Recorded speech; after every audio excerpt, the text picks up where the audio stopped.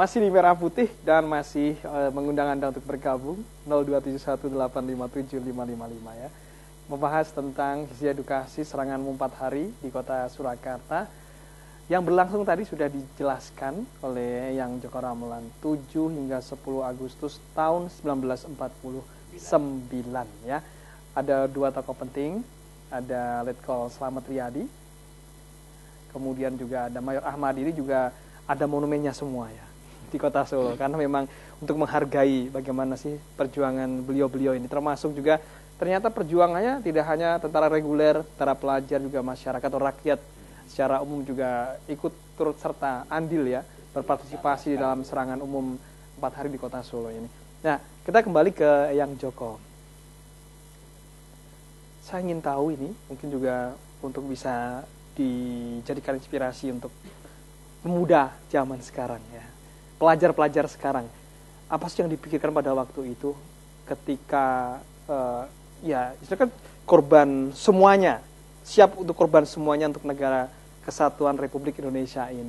Apa sih yang menjadi semangat besarnya itu, motivasi yang tingginya apa pada waktu itu akhirnya ya terjun perang semacam itu? Ini versi saya. Pendidikan itu kan 3 jalur. Keluarga, sekolah, masyarakat. Keluarga pada saat itu sangat sederhana. Sekolah pada saat itu belum banyak. Lingkungan pada saat itu juga masih sangat kosong, sangat sederhana. Kan begitu. Maka motivasi pada saat itu berjuang, di samping kok yon dilala zaman kudu perang. Kita kan begitu toh, karena Belanda masuk. Kok yon dilala. Nah, dengan dilala itu kita sebagai terpelajar sadar, loh, kita itu ingin merdeka kok akan dijajah kembali. Berarti bagaimana kita harus bertahan? Ini motivasi yang pertama. Di samping kita harus belajar. Maka pada saat itu di organisasi bagi pelajar-pelajar yang tergabung, siapa yang ingin berjuang secara fisik, dibentuk batalion 100. Yang lain hanya nanti membantu di PMI dan sebagainya gitu. Ini prinsipnya seperti itu. Ya. Nah, ini menjadi motivasi setelah lebih-lebih Londo masuk ke kota Solo. Mau tidak mau kita harus tidak tunduk keluar dari kota Solo. Mau tidak mau. Lalu mau tidak mau kapan kita kembali untuk menguasai tanah air kita kembali. Ini merupakan motivasi untuk melawan perang, menjadi perang itu. Nah, maka kepada pelajar sekarang ini, karena lawannya itu sudah bukan lawan fisik, kan gitu, maka kalau di dalam istilah yang sekarang agak teoritis, Nusantara itu kan terdiri dari alamiah itu 3 hal. Geografi, sumber daya alam, sumber daya manusia, ini titah Tuhan. Kita sebagai bangsa Indonesia, ini anak-anak muda yang menelorkan itu. Kita sebagai bangsa Indonesia, itu punya yang namanya segi kehidupan berbangsa. Meliputi ideologi Pancasila, politik Undang-Undang Dasar 45, ekonomi kerakyatan, sosial budaya timur, dan pertahanan keamanan hankam rata. Jadi musuh kita itu mesti ada di sini. Kalau sekarang mau teko jajah geografi, itu dunia mengutuk. Maka sekarang lawannya adalah segi kehidupan berbangsa.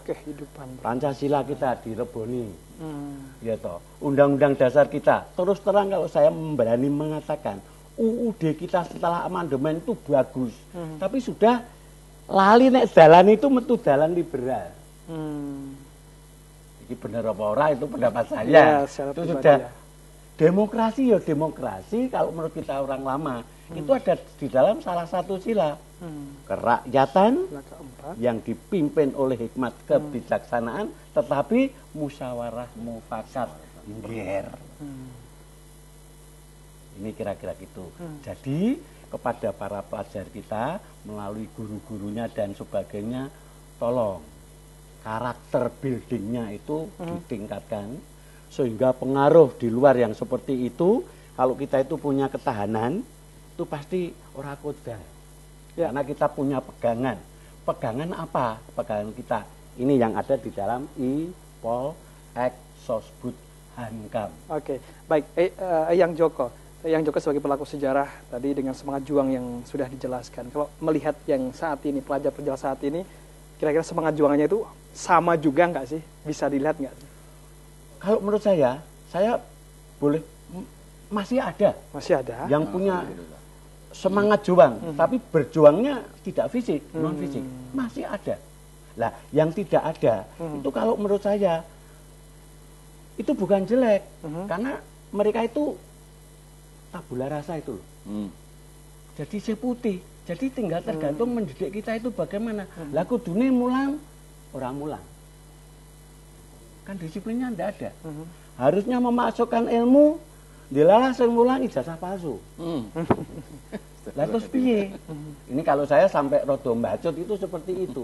Maka dari itu kalau kita itu menjadi pendidik atau warga negara yang baik, ya benar-benar masukkan ke dalam jiwa. Kalau aku itu bangsa Indonesia, berdasarkan negaraku itu Pancasila, itu yang tiap-tiap sila itu harus dilaksanakan dengan konsekuensi. Oke, baik. Nah, ini kira-kira saya pindah ke Pak Joko Rianto ya. Berbeda memang perjuangan yang dulu dengan saat ini. Dulu memang perjuangan fisiknya itu sangat kental sekali. Kalau sekarang ini tadi dikatakan berbeda ya.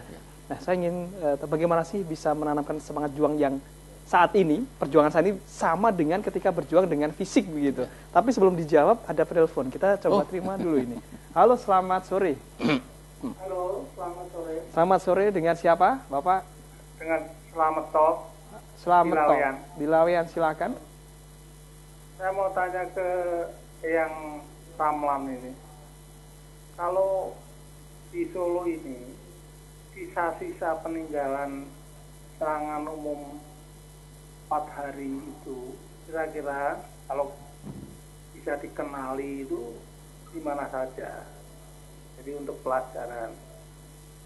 Kemudian untuk Pak Joko Rianto, bagaimana pengenalan kepada pelajar-pelajar itu melalui pelajaran-pelajaran di sekolah yang sudah diterapkan untuk anak-anak di Solo ini mengenal dekat tentang sejarah serangan umum 4 hari itu, Pak.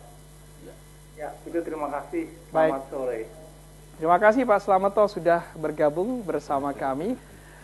Sebelum tadi membahas apa yang saya tanyakan ya tadi Pak Joko, kita bahas dulu ini ya. Ada Pak Slameto sudah hadir di sini. Kayak yang Joko dulu tentang peninggalan-peninggalan sejarah serangan 4 hari di Kota Solo. Nah, terus ini upaya dari pendidikan bagaimana nanti untuk agar masyarakat atau pelajar saat ini juga kenal betul dengan peninggalan-peninggalan sejarah itu. Bagus sekali itu. Nah, silakan. Ini pasti ini kira-kira adik saya. Syukur-syukur anak saya. Bukan ini, cucu ya? Ini karena bertanya sisa-sisa peninggalan kan gitu, itu bagus sekali. Memang kalau tidak melihat peninggalan kan, ya begini, kira-kira begini. Dalam perang pada saat itu kita pakai strategi bumi hangus. Jadi jangan sampai hal yang vital itu bisa dipakai oleh Belanda. Bakar, hanguskan, jembatan jebol dan sebagainya. Lalu dari keadaan itu ternyata khususnya di Kota Solo ini sudah terbangun. Jadi sisanya hilang. Dulu ada peristiwa di Abiproyo, betul banget Abiproyo, yang sekarang itu di Singosaren. Gitu.